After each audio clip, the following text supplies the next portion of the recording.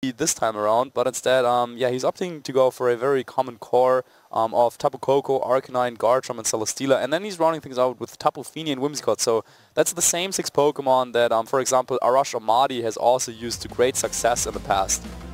And on the other hand, Eduardo is just using what he has used, yeah, to great success at the World Championships, and also I think the same 6 Pokemon that he's also used at, you mentioned it, his win here at the Madrid Special Championships last season.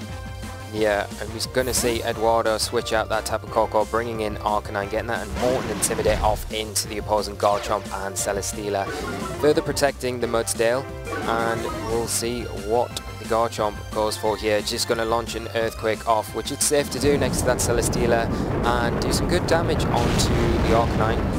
Oh! Is that a critical hit onto the Arcanine? That is really unfortunate there. After the Intimidate, you would have thought it would have been able to hang on there. Yeah. But alongside that is boosting that stamina ability on the Mudsdale.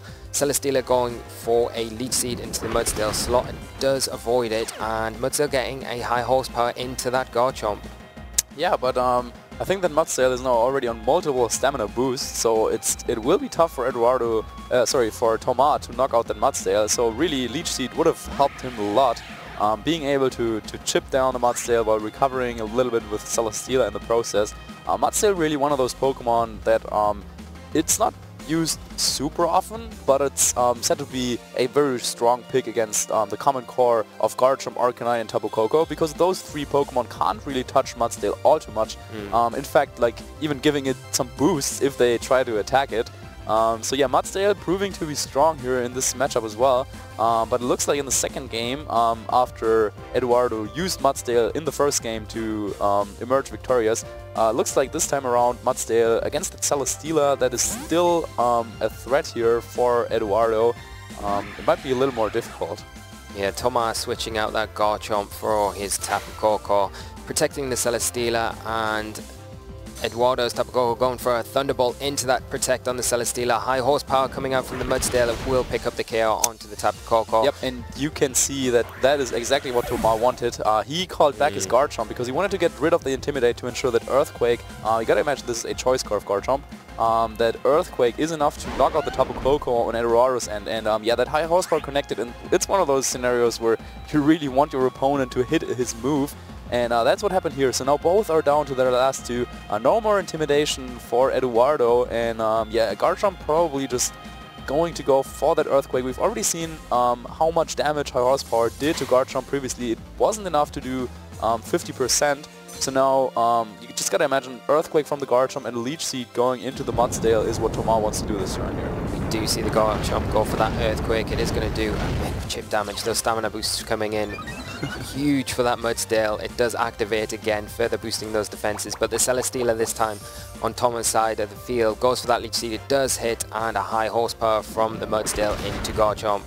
Doing really good damage, but just not quite enough. Yeah, no KO here, and Thomas is really happy with what he's seeing there. However, there's this berry on the Mudsdale that activates, and yeah, eating that Figgy Berry means that Mudsdale now can definitely take another round of Earthquake and maybe Heavy Slam from the Celesteela, especially after the additional stamina boost that it would get in the process. However, now also Electric Terrain is over, so yeah, Eduardo really needs to try and go for that double protect on the Tapu Koko, I have to imagine, because he needs that Pokemon to take care of his opponent's Celesteela. And yeah, we're really down into a very, very end-game scenario here, where it's like, you just gotta try your odds. And yeah, Eduardo's Tapu Koko fails to go for the double protect here, and now Garchomp will go ahead with that Earthquake, and also giving us kind of confirmation that the choice curve was already revealed previously. Yeah. And yeah, Tapu Koko goes down. Mudsdale gets another stamina boost, but it's probably not going to be enough here, as Flamethrower is also an option for Thomas's Celesteela that does a little more than Heavy Slam would do. And yeah, Mudsdale no recovery. Can probably get the knockout here on Garchomp, but yeah, that's gonna be the end of it. And yeah, so we will be heading into this game 3 now. While we weren't really able to follow along the action of the second game, it looks like yeah, we're down for a good matchup here to watch. The first game, Edu just won yeah, with 1 Pokemon remaining, and now this is also ending with a 1-0 victory for Thomas. And yeah, for this third game, I'm really looking forward to seeing how Edu approaches this matchup, because yeah, Edu using his specific team, because he's always someone who really practices a lot with teams that he thinks are good, and he's practiced so much with his team. He's used it to win the Madrid special championship previously. He's come very close at the World Championships as well. Yeah, only falling down to Wolf Glick in the very last round of Swiss, I think. Yeah. Where it was decided like who would move on to the top cut and who would be eliminated. Unfortunately for Eduardo, yeah, that was his end of his World Championships run there. But previously in 2016, of course, making it all the way into the semi-finals there.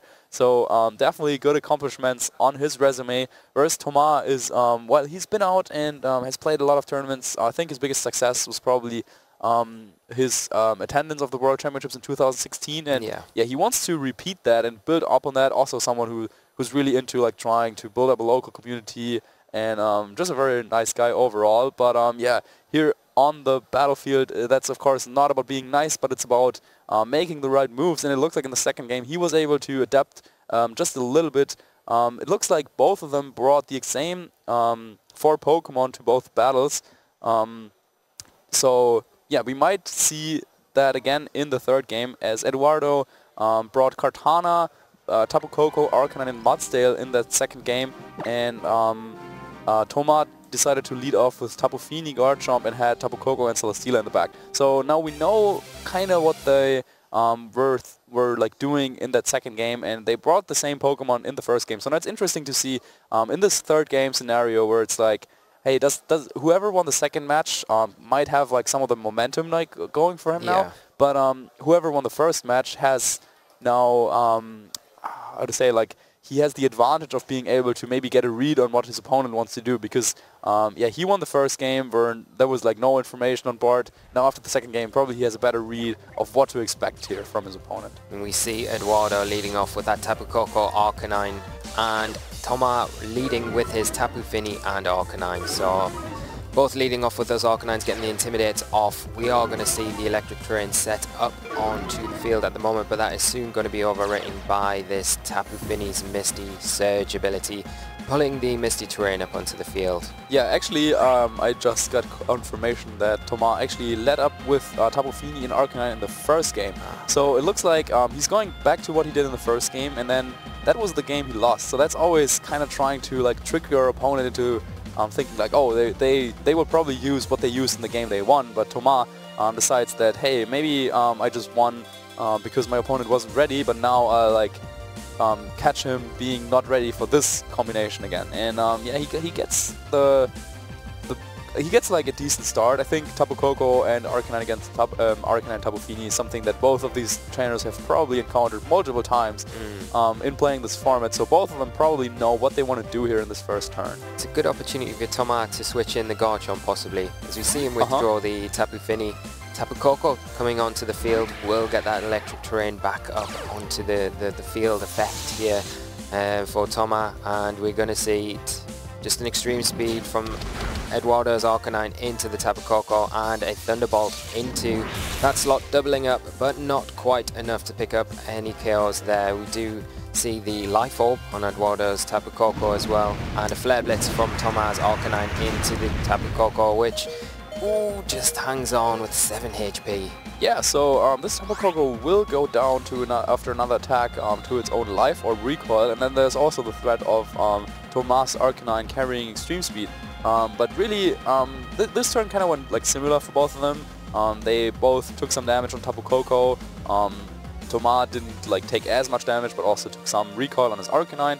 So nothing really much happened, but you gotta think that if Thomas has like his Celesteela in the back, for example, he really wants to knock out that Tapu Koko and then have Tapu Fini against his opponent's Arcanine and the Mudsdale that we might also see from Eduardo. So it looks like this might actually favor Thomas a little more if he can get that KO on the Tapu Koko of his opponent.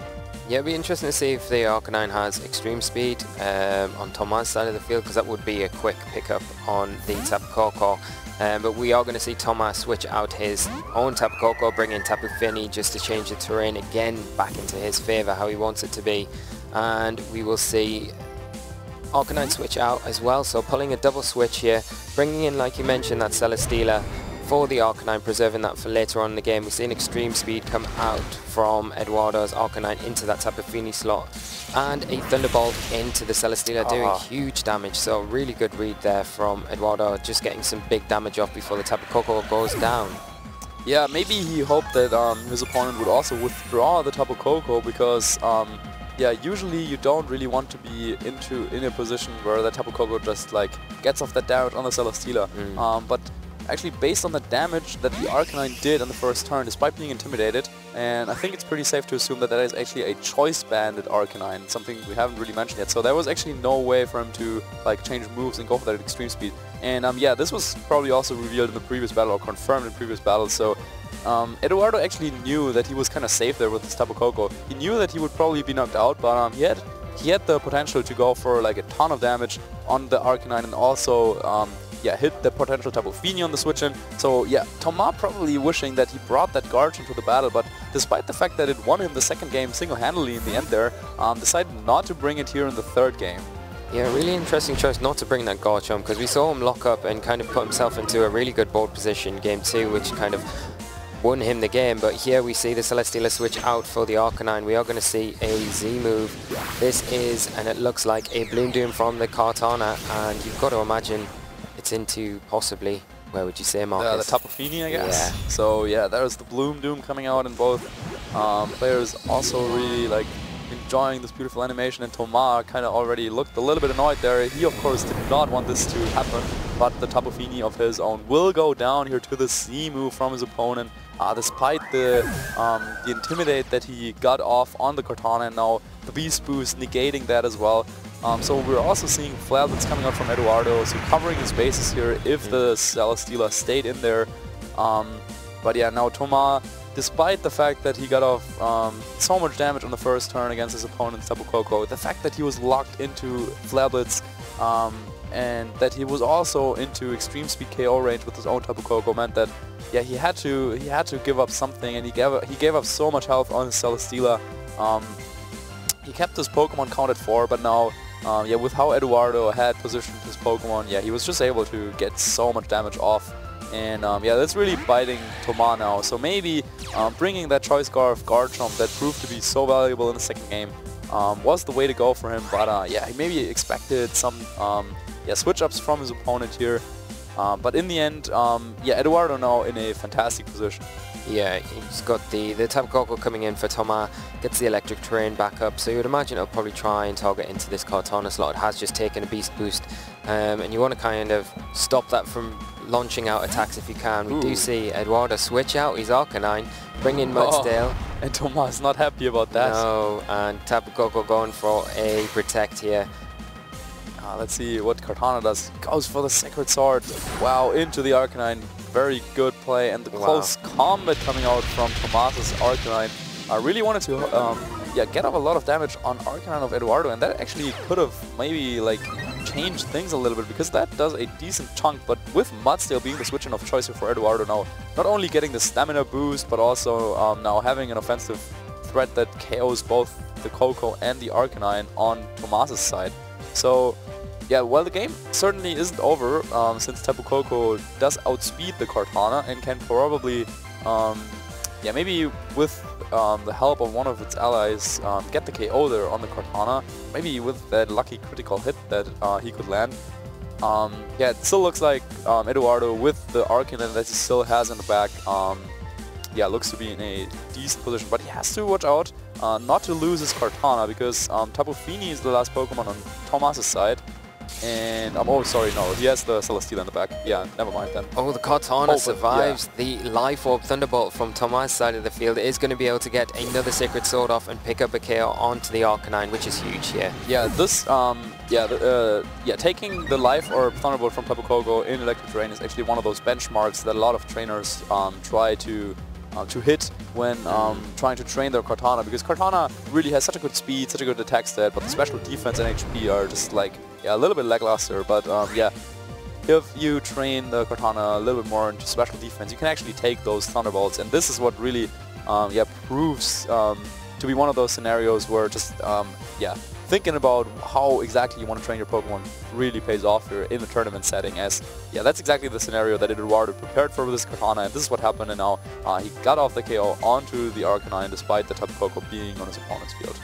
Yeah, and do you think the Tapu Koko here on Toma's side of the field goes Dazzling Gleam and the Celesteela maybe a Flamethrower to try and get that KO? You've got to worry though that the Mudsdale has that pinch berry that we saw in the previous game as well. Yeah, and it looks like that berry will actually already activate here. So I think the only really option for Toma is to try and Leech Seed and stall out the Mudsdale that way. But it looks like he actually didn't want that berry to activate here, so he might have gone for the Flamethrower that you were mentioning.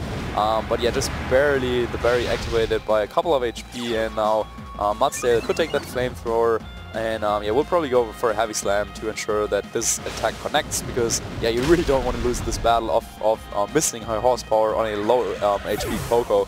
But no, this didn't happen. Tapu Koko of Toma goes down, and now we're having a similar scenario of what we had in the second game, where it's Celesteela staring down the Mudsdale, but Eduardo still has one more Pokemon in the back, and that is not a Pokemon that Celesteela wants to see here.